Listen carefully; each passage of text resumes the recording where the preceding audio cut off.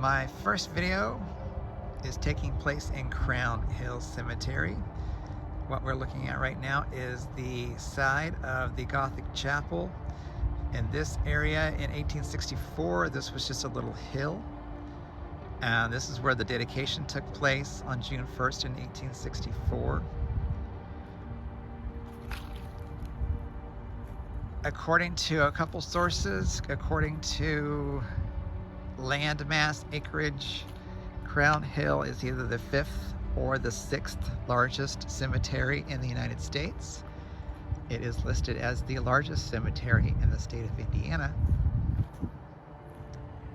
The first burial took place in Crown Hill on May 31st, just a day after Crown Hill was dedicated. The first person buried here was Lucy Ann Sexton. She passed away due to consumption, which online it said was tuberculosis. Gothic Chapel was built in 1875. It was meant to be used as a holding station for bodies until they were able to be buried. The original entrance to Crown Hill opened on the west side on July 30th, 1864. The original gate cost $2,300 to build. In today's money, the calculation would be $46,537, which I doubt you could build a gate for that kind of money these days. That gate was closed in 1900. The principal entrance, the entrance that's most used now off of Boulevard, was built in 1885. There were 2 other entrances built at different times, and those entrances have been closed. Just before the turn of the century, land was acquired across the other side of 38th Street. So a tunnel had to be built, and that was done in 1927, so people didn't have to walk across 38th Street to get to the other side of the cemetery. And right now I am walking towards one of my favorite monuments in the cemetery.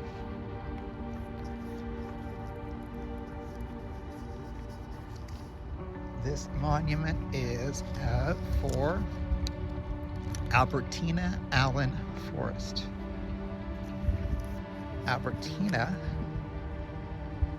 completed her doctoral work in English at the University of Chicago. She moved to Indianapolis with her husband and got a teaching position at Butler College, now Butler University. She was never officially a teacher at the university,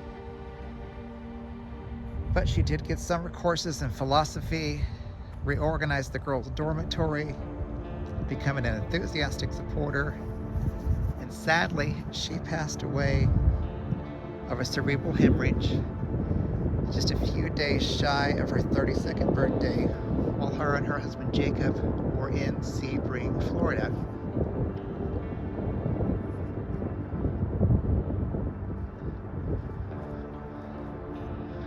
The plinth in front of me is missing a lot of letters, either because it was cleaned raw or people have peeled them off, or just because of weather. If the letters were missing, this would read Albertina Allen Forrest, Akron, Ohio, May 14th, 1872. Died Sebring, Florida, April 27th, 1904. Her and her husband Jacob didn't have any children.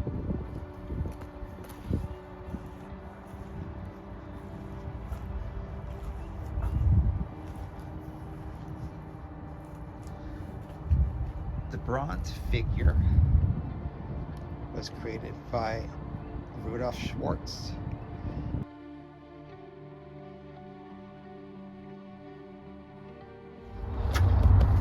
Right now the memorial is an Alfred Lord Tennyson quote in memory of Albertina Allen Forrest, a loss forever new, a void where heart on heart reposed, and where warm hands have pressed and closed, silence. So obviously Jacob loved his wife a lot to have this monument built. Jacob actually did remarry again to a woman named Cordelia. They did have 2 children, he and Cordelia did. I'm not sure if he is buried here. He is listed as being here in Crown Hill, but I'm not quite sure where he is because his name is not located on the monument for Albertina. I did find Jacob's headstone. It is actually next to the large monument on the right-hand side with his name on it and other family members.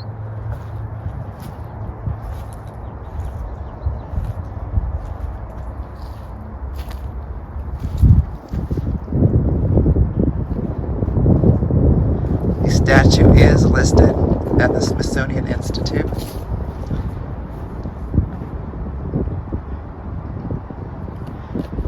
You'll notice this gathers a lot of debris in the corners because of how it's built. I should have brought a broom and I could have cleaned it up. Never, when you're out at a cemetery, clean a stone with any kind of cleaners.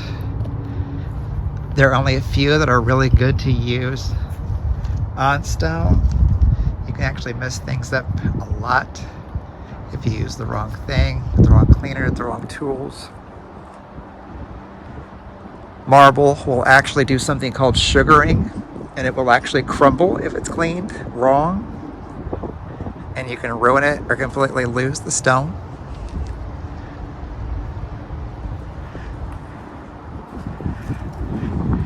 There are lots and lots of different examples of different monuments and memorials all over Crown Hill. It's one thing nice about Crown Hill is they didn't have any strict guidelines or rules about what you could do, what you couldn't do. It's non-denominational. It's not run by a religious organization. So there's lots of history, lots of symbolism, lots of architecture,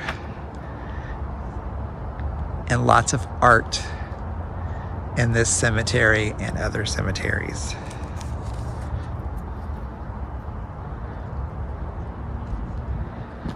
I hope you'd enjoyed learning about Albertina Allen Forrest.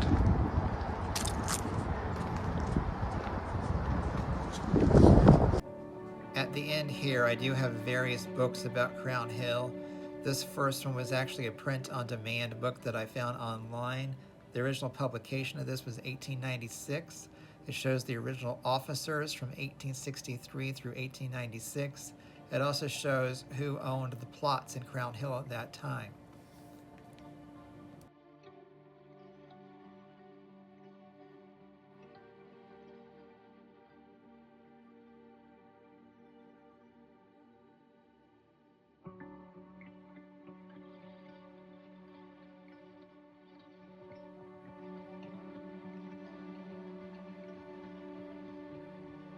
The second book is just a small paperback book that was published in 2004 about Crown Hill. Hardback book I found at an antique mall. It was published in 1928, and on the inside I found an invitation to a dedication of a plaque in October of 1976. This is an old postcard of an entrance on the west side that no longer exists. This is an old postcard of the main entrance that is still used today. It cites that the building on the left was actually a chapel at that time. The last book is a large coffee table book that was actually published by Crown Hill Cemetery in 2013 with lots and lots of photos from a local artist. It is a beautiful book.